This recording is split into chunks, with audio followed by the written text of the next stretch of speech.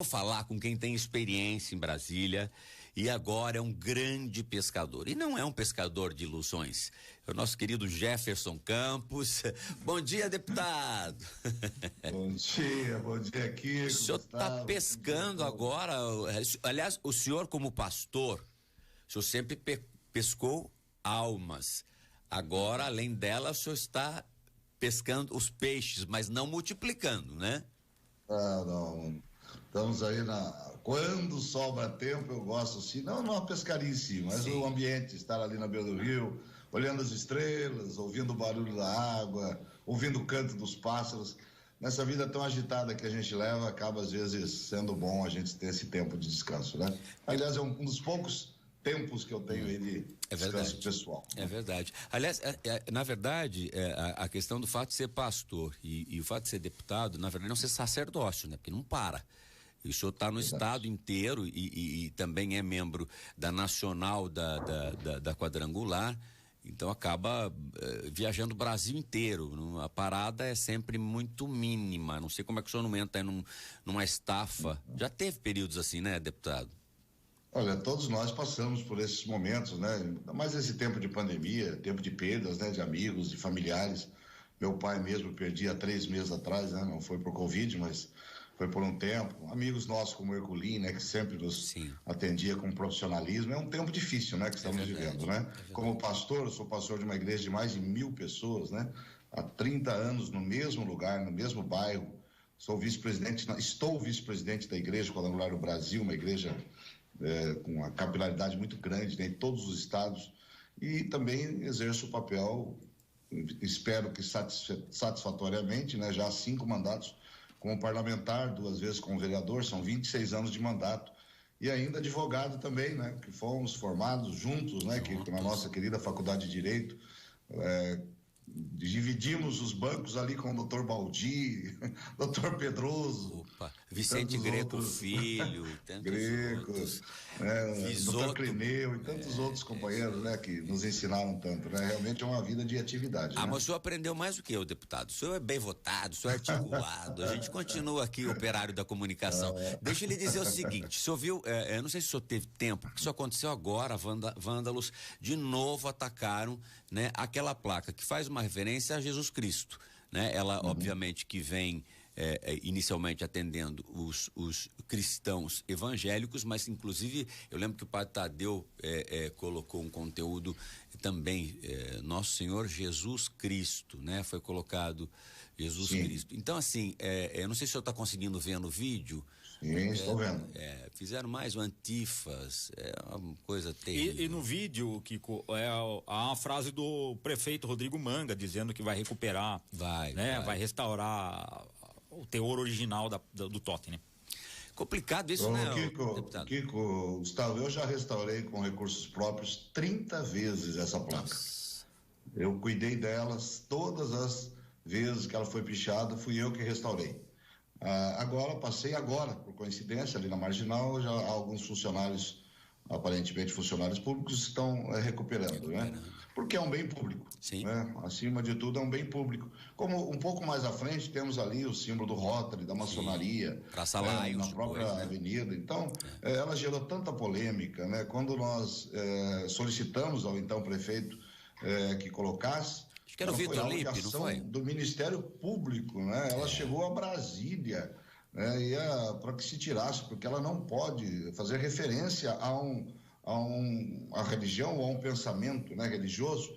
E eu me lembro que a decisão do STJ foi que se o Estado pode ser de São Paulo, se o Ministério Público pode ser de São Paulo, porque é o que está no papel timbrado do Ministério Público de São Paulo.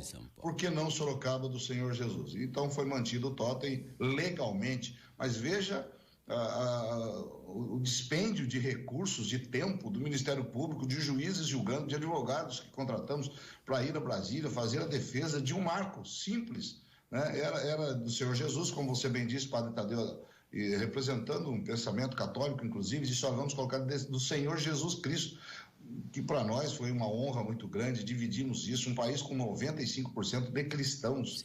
Não pode, uma minoria que não quer que a gente expresse a nossa fé, através de um totem que ofende tanto, que magoa tanto.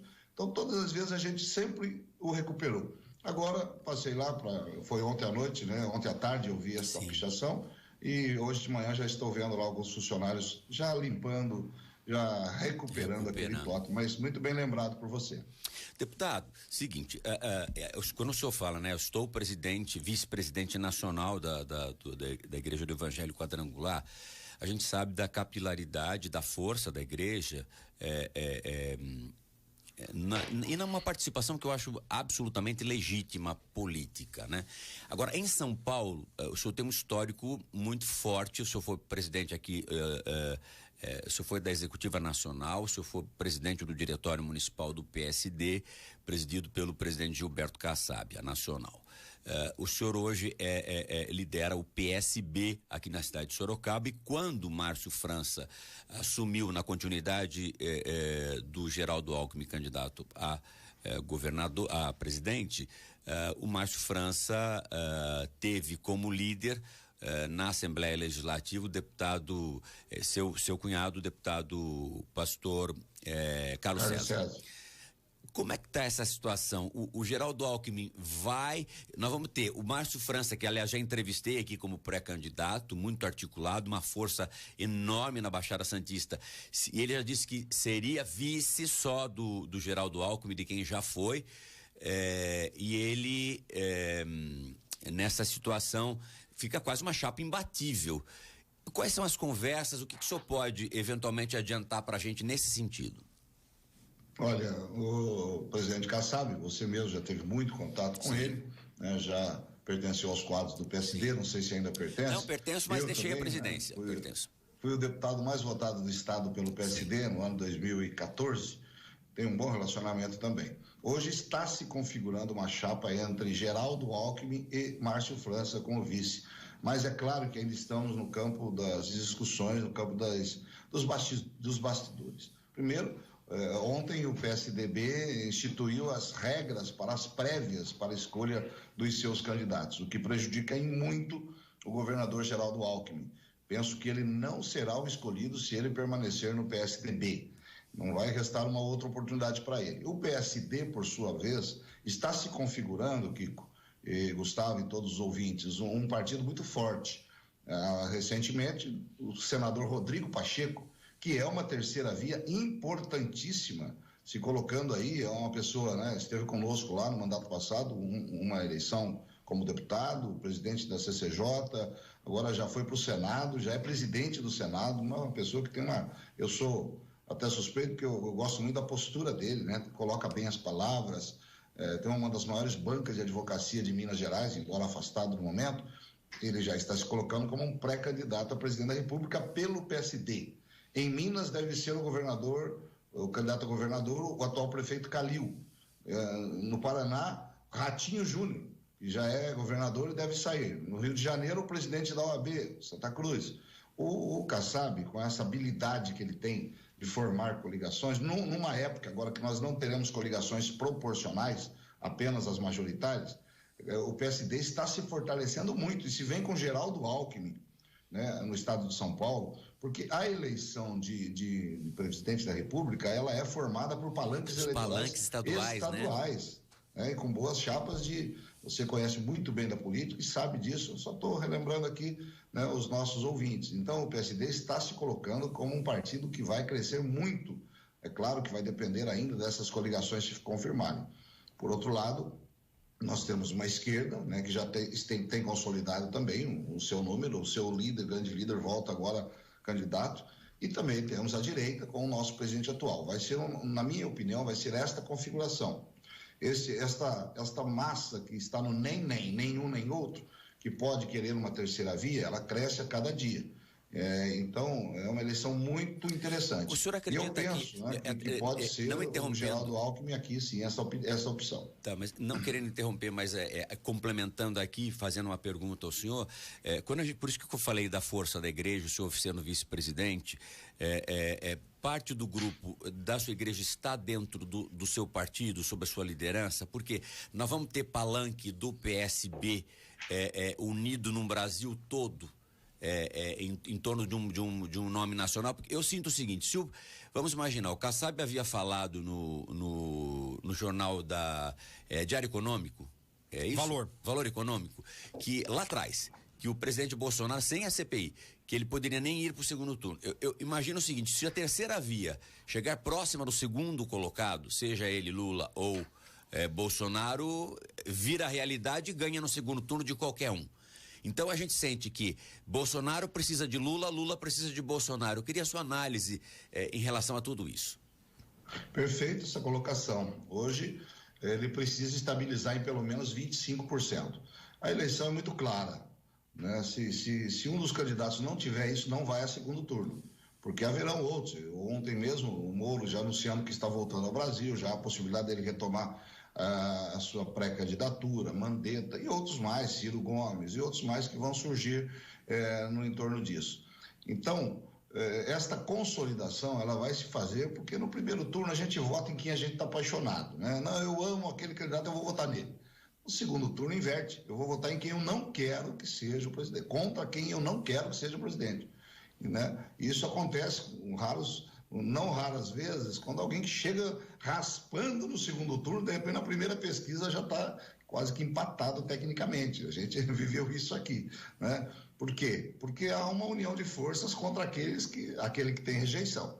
Então, como você disse, Lula e Bolsonaro precisam um do outro nessa discussão para que se haja o antagonismo entre a direita e a esquerda, entre os valores, entre posições econômicas, né? E, enfim, quando se surge alguém que contrabalanceia, vamos dizer assim, foi o que aconteceu com o Bolsonaro. Vinha no PSDB, PT, as 4, 5 eleições, de repente entra Bolsonaro com uma terceira via, né? E foi crescendo, aconteceram todos aqueles fatos que todos já são sabedores e acabou elegendo o presidente Bolsonaro. Eu tenho duas coisas para falar. O senhor mandou R$400 mil aqui para Votorantim, para nossa prefeita Fabiola, e eu queria que depois a gente, não sei se é a pauta do Gustavo, falar sobre o fundão, mas eu quero passar a palavra agora para o Gustavo Ferrari, que estamos aqui conversando com o deputado Jefferson Campos, do PSB, uma figura conhecidíssima, vereador, 2 mandatos, terceiro mandato, 4º mandato de deputado federal, né, deputado? Quinto mandato de deputado federal, é pastor da Igreja do Evangélico Quadrangular há 30 anos no Parque São Bento. Agora vão tirar lá o plantado lá, a bananeira que estava plantado no chão. Agora ele foi lá, Manga, resolve isso lá para mim. Aí o Manga tá resolvendo para ele lá, deixar legal o Parque São Bento. Então eu quero passar a palavra ao nosso Gustavo Ferrari. Deputado, bom dia. Ontem nós tivemos uma matéria do jornal O Globo, né? Dando conta do montante de dinheiro que o presidente da Câmara, o Arthur Lira, vai disponibilizar como emendas para os parlamentares. Agora, o que chamou a atenção na matéria da jornalista Malu Gaspar foi que de 11 bilhões que ele vai ter para distribuir como emendas, ele vai separar para as castas. E aí a matéria faz alusão ao Centrão, que é justamente a base de apoio do presidente Jair Bolsonaro. Como que o senhor avalia isso? Como que se dá esses acordos legais para que cada deputado obtenha uma parte dessa fatia justamente para destinar aos seus redutos? Bom dia, Gustavo, a todos. Nós temos convivido com essa questão das emendas já há muito tempo. O que citou agora há pouco, e realmente estive com a prefeita Fabiola, né, para destinar 400 mil para a área da saúde, combate ao Covid, lá na cidade de Votorantim, e também para estarmos lá acompanhando os outros 400 mil que eu mandei para a reforma do SEMAC, aquele centro esportivo que foi muito bem aplicado e ela já está finalizando. Além disso, mandamos aqui para o GEPASSE 300 mil esse ano, para Santa Casa 350 mil. O prefeito pediu 2 ambulâncias aqui, porque realmente está um problema gravíssimo nessas ambulâncias. Hoje se consegue, às vezes, a vaga e não tem ambulância para levar o paciente. Então, estamos dando 640 mil. Mais 2 viaturas para o Corpo de Bombeiros também, que foram pedidas pelas autoridades aqui competentes. A Yara estava há pouco aqui também, ela me pediu. O Denilson, estou mandando 200 mil reais para o Instituto Federal aqui de Sorocaba. mais o Parque Tecnológico, mobilidade urbana, enfim, a gente sempre está trazendo recursos, né? Agora mesmo inauguramos sábado o nosso viaduto, né, Fernando Diniz Eu Neto, vi o seu discurso teve uma lá. ação direta. Isso, sei. Minha, no Senado, no dia 23 de maio de 2018, Pra com o então assinatura. prefeito, né, da época. Isso. Eu fui ao presidente do Senado, Eunício Oliveira, fui ao presidente da CAF, da Comissão de Assuntos Financeiros, o Cássio Cunha Lima, fui ao Sérgio Petecão, relator deste empréstimo, e consegui liberar esses 70 milhões de dólares em 23 de maio de 2018. Né? Nós temos isso tudo registrado e fiquei muito feliz em ver efetivamente, né, iniciou-se na gestão passada e agora entregou ali, ficou muito bonito, 60% do trânsito da Zona Norte, e não só esses 70 milhões de dólares sendo usado também no BRT, sendo usado lá no viaduto da Ulisses Guimarães com a Itavuvu, que está sendo, né, executado. Sim. Então, falando só um pouquinho de recursos.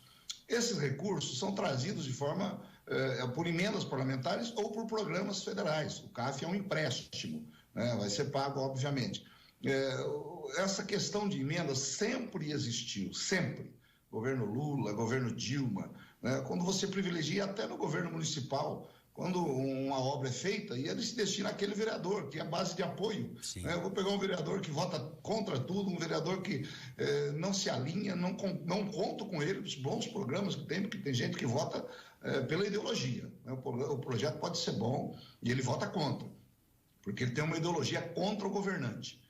Agora, as emendas existem, né? Não sei se 10 bilhões, 20, nós requisitamos, nós pedimos. O que não pode haver é uma compra de voto, uma troca do voto pela emenda. Não pode ser esse alinhamento puro e simples. Eu estou num partido de esquerda, o PSB é um partido de oposição, né? Alinha-se com o PT. Mudou o PSB, né? Já é a terceira vez que eu estou no PSB, fui deputado com Miguel Arraes, com Ana Arraes, com Eduardo Campos, com João Campos. Que toda escola, a família hein? Campos, que comandou o PSB, né? E, sem dúvida alguma... Aí agora tem mais um Campos, que é o senhor. É importante. Mais um Campos por Campos vai o nosso Campos. Então, e sempre tive um bom relacionamento. Votei projetos importantes quando eu vinha de Lula, quando de Dilma, de Temer, né, um gentleman, uma pessoa que, né, tinha um bom trato com todos os parlamentares, e voto hoje projetos importantes também com Bolsonaro. Eu fui até suspenso do partido por votar alguns projetos, como a reforma da Previdência, não vamos estar no detalhe, já foi em 2019, mas eu fui punido até por votar. Eu penso que eu estou lá para dar governabilidade, honestidade e efetividade a um governo, né? Então, é esse o meu pensamento. Agora, é claro que a oposição fica discutindo, né, esse procedimento que hoje acontece, o centrão. Não, são deputados que vão levar recursos para a base. É claro que se for mal aplicado, se houver malversação do recurso, tem que ser punido, tem os institutos para punir, né? Mas eu penso que fazem disso um cavalo de batalha, que não é verdade. Nós trazemos o recurso para o município. E o munícipe, às vezes atendido, que passa por um viaduto como esse, ele quer ter mobilidade.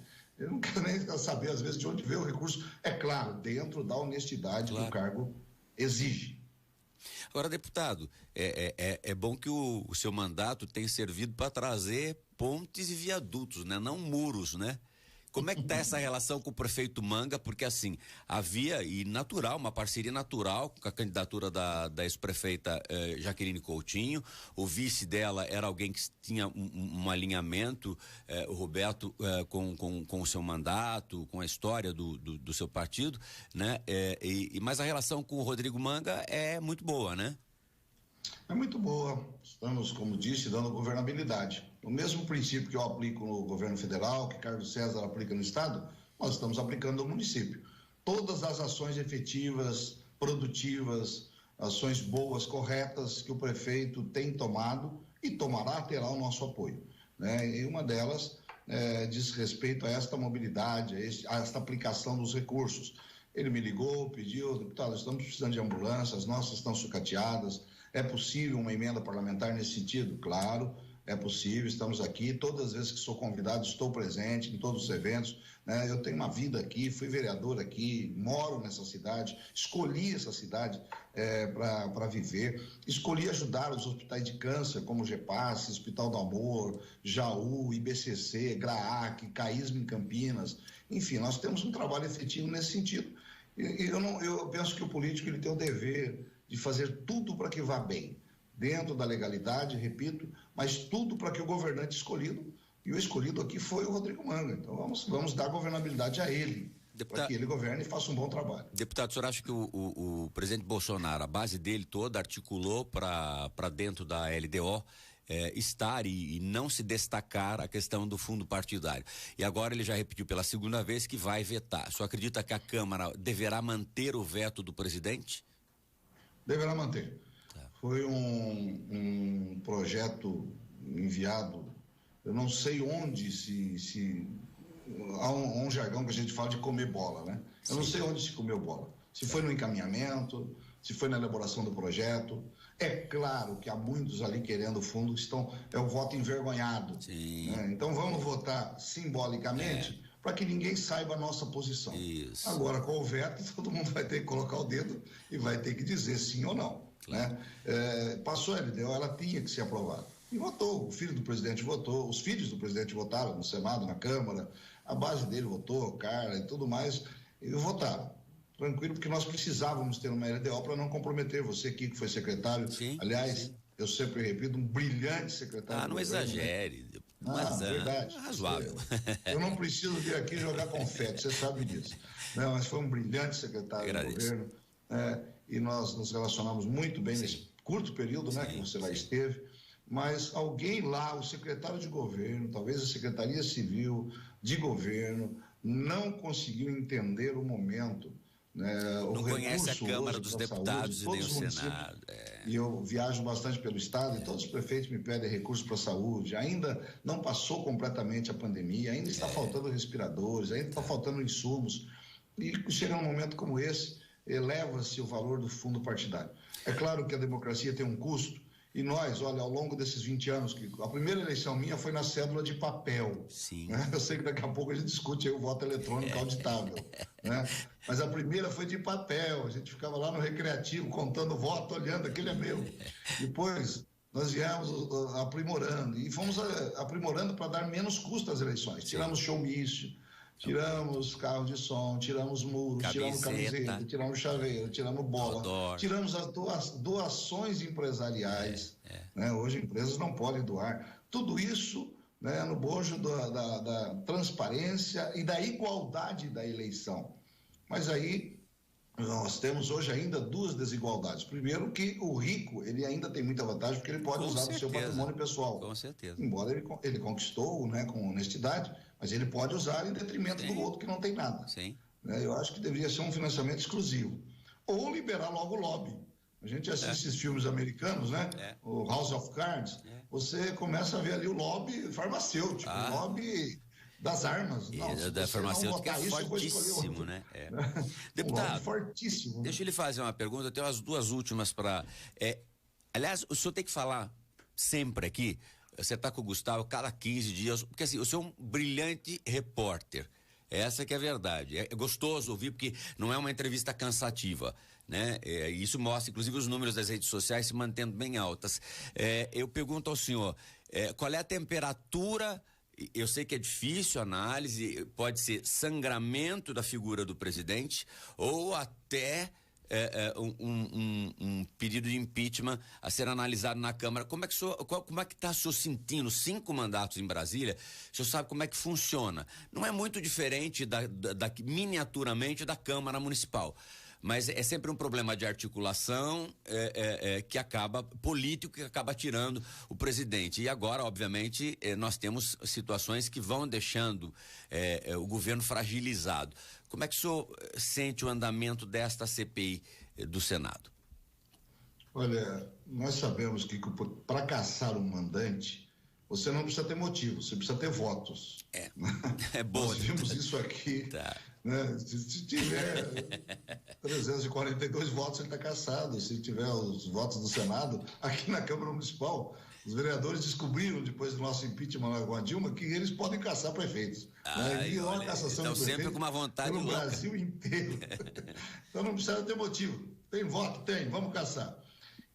Hoje há, obviamente, uma CPI dirigida. Eu penso que ela produziria um trabalho melhor se ela investigasse os prefeitos e os vereadores e os governadores. Com certeza. Que era a proposta original. Porque o recurso vem Inegavelmente, 2020 veio um bom recurso para os municípios e governos. Sorocaba teve 80 milhões. Sorocaba teve muito, o Estado teve. Todo o Estado todo, né? Mas se excluíram desta questão. O Supremo, por sua vez, foi nos vendido que o presidente não pode tomar as decisões. Não foi bem assim. O presidente deveria tomar junto com os governadores. Claro. O nosso governador do estado, num primeiro momento, fechou todo o estado, trouxe para ele a responsabilidade, o que eu entendi como um erro político, e deveria dele chamar cada prefeito e dizer: olha, prefeito, analise a sua situação. Agora, eu fechei Borá com 800 habitantes e fechei São Paulo com 10 milhões de habitantes. Né? Então, são situações, municípios que não tinham até aquele momento nenhum caso e outros que estavam já com as suas UTIs lotadas. Né? Mas ele trouxe para ele, talvez uma estratégia até política: vou criar, né? Vou investir na vacina e vou resolver o problema. No primeiro momento resolveu, depois veio uma nova onda, né? O que fez com que a popularidade dele despencasse, inegavelmente, né? Totalmente. Apesar da efetividade das ações dele, estamos agora, inaugurou esse dia 3 mil quilômetros de estradas vicinais. O último que tinha feito um grande lançamento foi o Serra. O Serra foi muito bom. Foi o Serra. E ele está fazendo o dobro do que o Serra fez. Quer dizer, a efetividade das ações, é claro, né? E trata como uma coisa pública.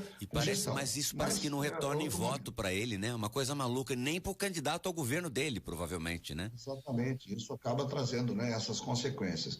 Brasília, a temperatura hoje está alta. Há uma disputa muito grande, principalmente no Senado. Eu penso que hoje o impeachment na Câmara dificilmente. Tem 126 pedidos de impeachment, se não me falha a memória.